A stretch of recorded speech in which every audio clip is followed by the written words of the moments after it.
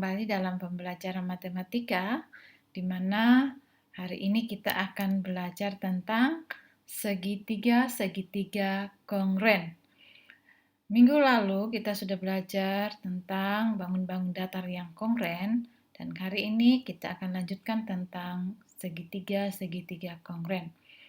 Pada segitiga kongruent kita akan belajar tentang syarat-syarat segitiga kongruent, yang mana Ibu akan jelaskan melalui video ini, dan kalian juga bisa baca di dalam teks yang sudah Ibu kirimkan melalui Google Classroom. Sifat dua segitiga kongruent.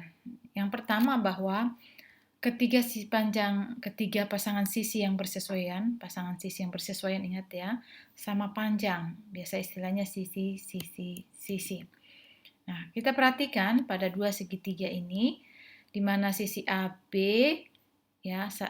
dengan PQ. Kita lihat sama panjang karena kodenya sama.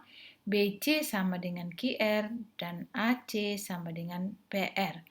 Nah, kita lihat bahwa sisi AB sama dengan PQ diketahui ya. Sisi BC sama dengan QR dan sisi AC sama dengan sisi PR diketahui juga. Nah, dua buah segitiga ini katakan kongruent karena memenuhi sifat ini. Coba kita lihat, ya ini berimpit ya. Nah, jadi jika terpenuhi sifat ini, maka kita simpulkan bahwa segitiga ini segitiga kongruent. Yang berikut, sifat yang kedua, bahwa dua pasang sisi yang bersesuaian sama panjang dan sudut yang diapitnya sama besar, yaitu sisi, sudut, sisi. Ya, coba kita perhatikan segitiga ABC dengan segitiga PQR, di mana yang diketahui di sini bahwa AC sama panjang dengan PR, BC sama dengan QR, dan sudut C sama besar dengan sudut R. Jadi sisi, sudut, sisi maksudnya ya, ini maksudnya. Sisi AC sama dengan PR, sudut C sama dengan sudut R, dan sisi BC sama dengan sisi QR. Nah, sisi BC sama dengan QR diketahui, sudutnya juga diketahui, AC juga dengan PR sama panjang karena diketahui dalam gambar. Bahwa jika terpenuhi sifat ini, maka kita bisa simpulkan bahwa segitiga ABC kongruent dengan segitiga PQR. Ya, ini berimpit, berarti sudut-sudut yang bersesuaian juga pasti sama besar ya. Baik, nah ada lagi syaratnya, bisa juga dilihat dari syarat dua segitiga kongruent. Nah, dua pasang sudut yang bersesuaian sama besar, dua pasang sudut yang bersesuaian sama besar, dan sisi yang menghubungkan kedua sudut itu sama panjang. Istilahnya di sini sudut, sisi, sudut. Nah, perhatikan ini. Ya, dua pasang sudut sama besar itu sudut A sama dengan sudut B, sisi AB sama dengan sisi PQ, sudut B sama dengan sudut Q. Ini yang diketahui ya. Dua sudut dan sisi yang menghubungkan kedua sudut itu sama panjang, maka kita bisa simpulkan bahwa dua segitiga ini kongruent ya. Nah, ini sudut, sisi, sudut. Istilahnya begitu, sudut, sisi, sudut. Coba kita lihat. Iya, kongruent ya. Seperti segitiga ABC kongruent dengan segitiga PQR. Itu yang berikut. Kalau misalnya ini yang diketahui, dua pasang sudut yang bersesuaian sama besar dan sepasang sisi yang bersesuaian sama panjang. Dua pasang sudut yang bersesuaian sama besar, ya. Artinya sudut-sudut dan sebuah sisi yang sama panjang, maka segitiga itu juga bisa dikatakan segitiga kongruent. Perhatikan di sini, sudut A sama dengan sudut B sama dengan sudut Q, dan sisi BC sama dengan QR. Sudut-sudut sisi. Ya. Nah, kalau syarat ini juga dipenuhi, kita bisa simpulkan bahwa segitiga ini segitiga kongruent. Iya, ya kan? Nah, inilah syarat dari dua segitiga kongruen dan juga sifatnya. Kalau syaratnya terpenuhi, pasti kita bisa simpulkan dia kongruen atau sifat-sifat yang tadi ya, bahwa ketiga sisi yang bersesuaian sama panjang dan dua sudut yang bersesuaian dan sisi yang menghubungkan kedua sudut itu sama panjang, maka segitiga itu segitiga kongruen. Coba kita perhatikan contoh berikut. Nah, ini segitiga ABC dengan segitiga EDC ya. ABC dengan segitiga EDC. Apakah kedua segitiga ini kongruen? Ya, kita buktikan. Segitiga EDC kongruen dengan segitiga ABC. Perhatikan panjang sisi AC sama dengan EC ya. Kenapa sama? Ya, ini diketahui. Kemudian sudut ACB. ACB, berarti ini sudut ini ya, sudutnya di sini. Dengan sudut ECD, berarti sudut yang ini.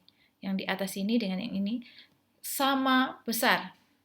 Kenapa bisa kita simpulkan dia sama besar?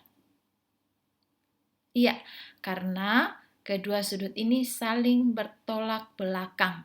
Kalau sudut yang bertolak belakang itu pasti besarnya sama. Ingat ya, materi kelas 7.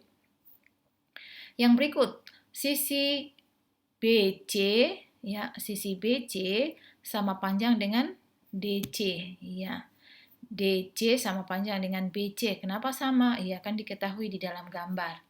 Nah, kita bisa lihat bahwa sisi, sudut, sisi. Sisi, sudut, sisi. Ya. Nah, itu terpenuhi bahwa kedua segitiga ini kita bisa katakan dia kongruen. Kita lihat ya kan?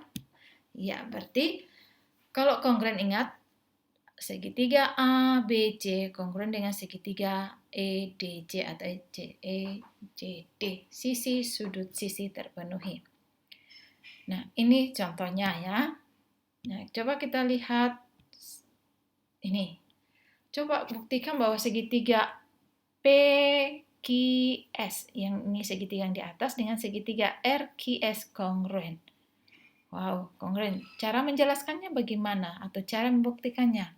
Yang pertama kita lihat bahwa panjang PQ sama panjang dengan ya RQ. Kenapa sama? Ya diketahui di sini dalam gambar. Ya.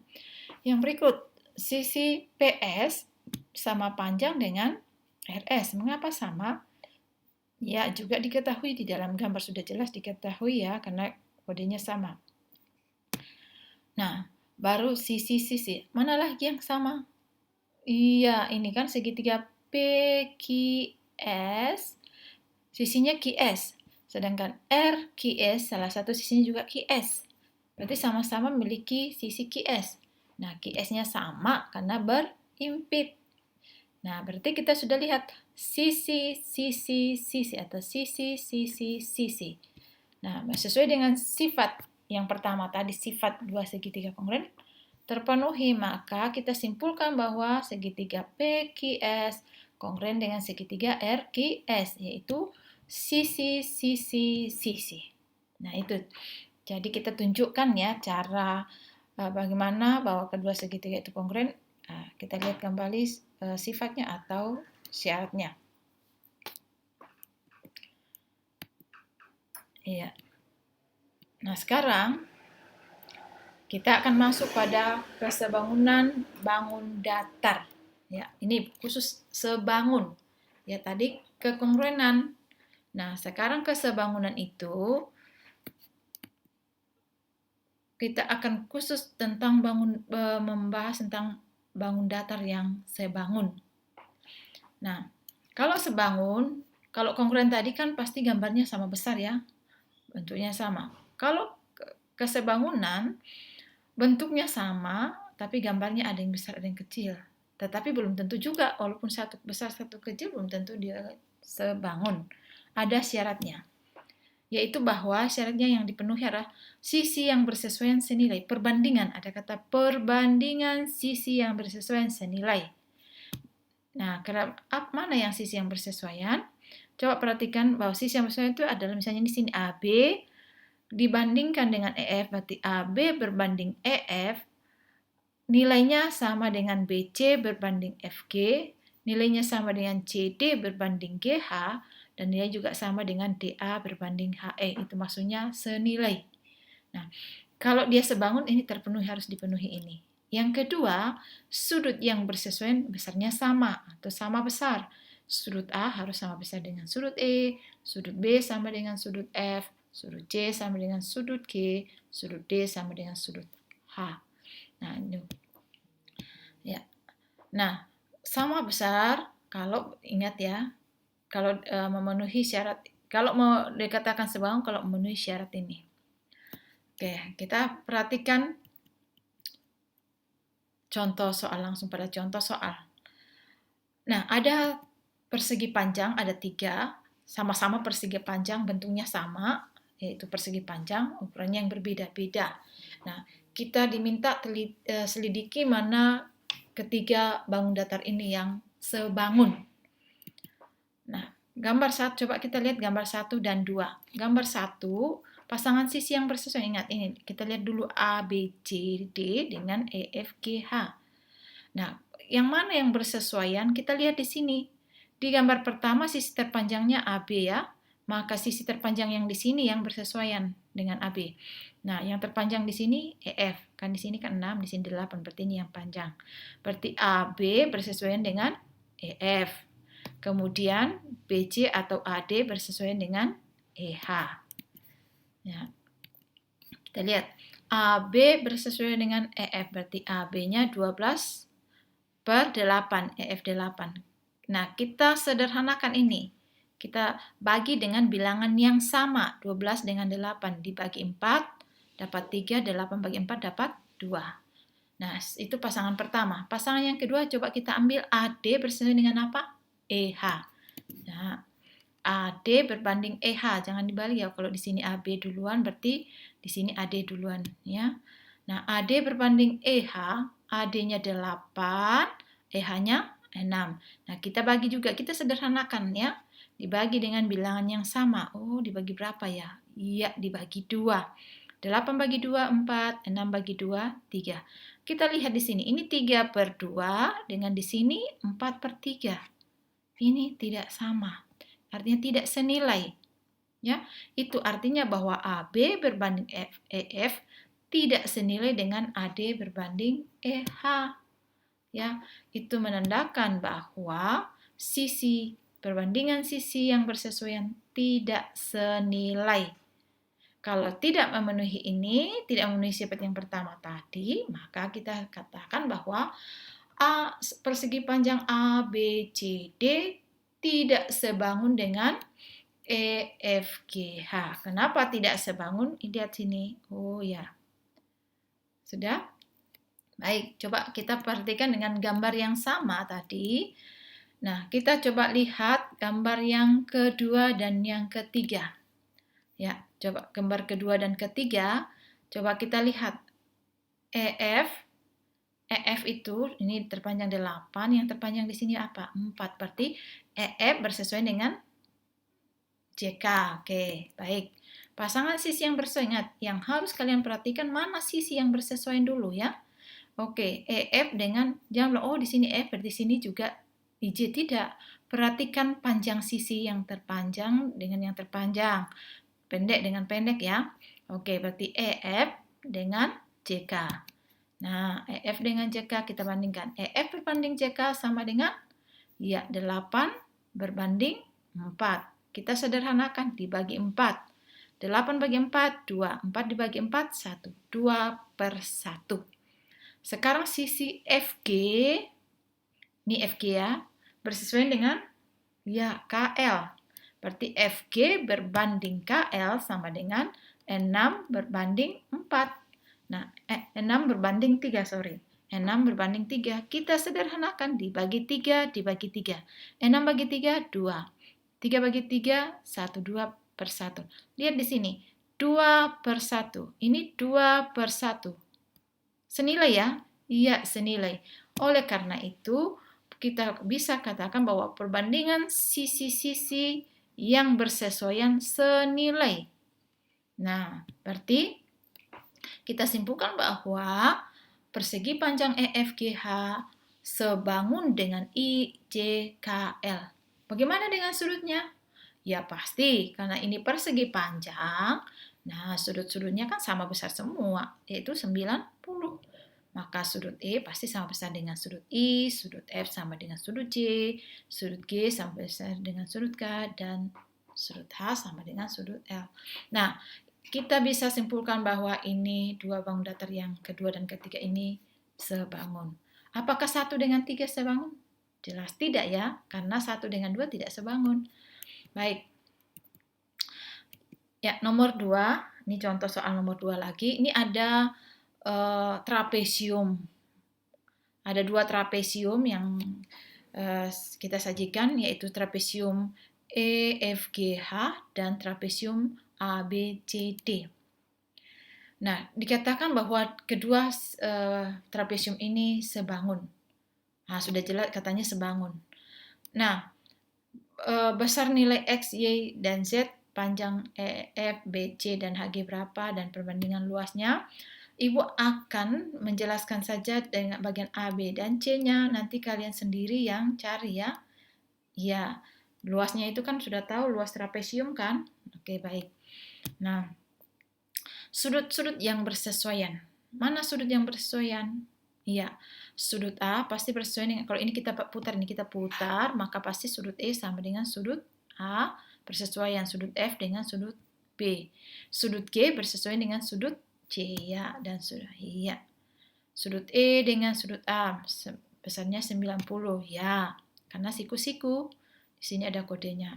Sudut F dengan sudut B juga 90, karena siku-siku. Sekarang, sudut C dengan sudut G, C-nya 22,6, maka G-nya juga pasti 22,6 karena mereka bersesuaian. Kalau dia bersesuaian sama besar. Kenapa mereka sama besar? Karena ini mereka berdua ini, dua gambar ini sebangun, ya. Yang berikut, sudut H dengan sudut Y. Berarti besarnya sudut H dengan sudut D besarnya sama ya. Iya. Nah, bagaimana? Dua-duanya kan belum diketahui. Bagaimana cara menentukannya? Ya, masih ingat minggu lalu sempat Ibu singgung ya, bahwa jumlah sudut pada kaki trapesium selalu 180. Nah, ini kan E dengan F. Ini pada kaki yang sama, biasanya 180 kalau dijumlah. Sama dengan ini, berarti Z dengan X kalau dijumlahkan, ya 180. X tadi kan 22,6. Berarti sudut H sama dengan sudut D sama dengan ya 180 kurang 22,6 sama dengan 157,4. Nah, kita sudah dapat. Sekarang kita akan mencari sisi EF, BC, dan HG. Baik, sisi yang bersesuaian apa? Ya, berarti sisi EF bersesuaian dengan HB, ya benar. Kemudian FG dengan BC dan GH dengan CD dan EH dengan AD. Itu yang bersesuaian ya. Oke, kalau dia sebangun, maka perbandingan sisi yang bersesuaian ini mereka akan senilai. Berarti EF berbanding AB, nilainya sama dengan FG berbanding BC, sama dengan GH berbanding CD, dan EH berbanding AD. Kalau kita sudah buat seperti ini, langkah berikutnya kita tuliskan atau ganti panjang sisi yang sudah diketahui panjangnya. Ya, nah EF ini belum diketahui, tapi AB-nya kan 16, berarti 16. FG-nya 20, ini diketahui 20 per BC, BC belum diketahui. GH dan CD juga dua-duanya belum diketahui. EH 15 dan AD 20. Nah, sekarang kita cari EF. EF berarti yang ada EF, ambil dengan pasangannya ya. EF, kita ambil dua-duanya ini. EF per 16 sama dengan ambil pasangan sisi yang sudah dua-duanya diketahui. Oh, yaitu EH dengan AD, yaitu 15 per 20. Jadi kita ambil dua pasang. Sepasang yang ditanyakan dan yang satu pasang yang sudah dua-duanya diketahui. Kita selesaikan seperti biasa. EF sama dengan, ini dikali silang. 16 kali 15 per 20. Sama dengan, ya 16 dibagi 4, dapat 4. 20 bagi 4, dapat 5. Dibagi dengan bilangan yang sama. Nah, ini kita bagi lagi nih. Kebetulan 15 dengan 5 dibagi ya. Dapatlah 4 kali 3 per 1. Dibagi 5 ya 1. 15 bagi 5 ya 3. Berarti 4 kali 3 per 1 sama dengan 12. Berarti panjang EF-nya 12 cm. Ya, panjang EF-nya 12 cm. Yang berikut, kita mau cari panjang BC. BC berarti kita ambil yang pasangannya ya 20 per BC sama dengan ambil yang dua-dua diketahui 15 per 20. Seperti biasa kita kali silang. Ini kita kali berarti BC sama dengan 20 ke 20 per 15. Sama dengan ya dibagi 5 dapat 4, dibagi 5 dapat 3. Berarti 4 kali 20 per 3 sama dengan 80 per 3 atau 26 2 per 3. Itulah panjang BC. Sekarang bagaimana mencari HG? Ya, panjang HG-nya berarti, panjang EF ya. Panjang EF-nya tadi, EF per 16, 15 ini sudah dapat, yaitu 12 cm, ini sudah. Sekarang mencari HG, HG-nya ini, ya. Berarti, nah, kalau HG-nya berarti kita gunakan, kan belum diketahui ini CD-nya.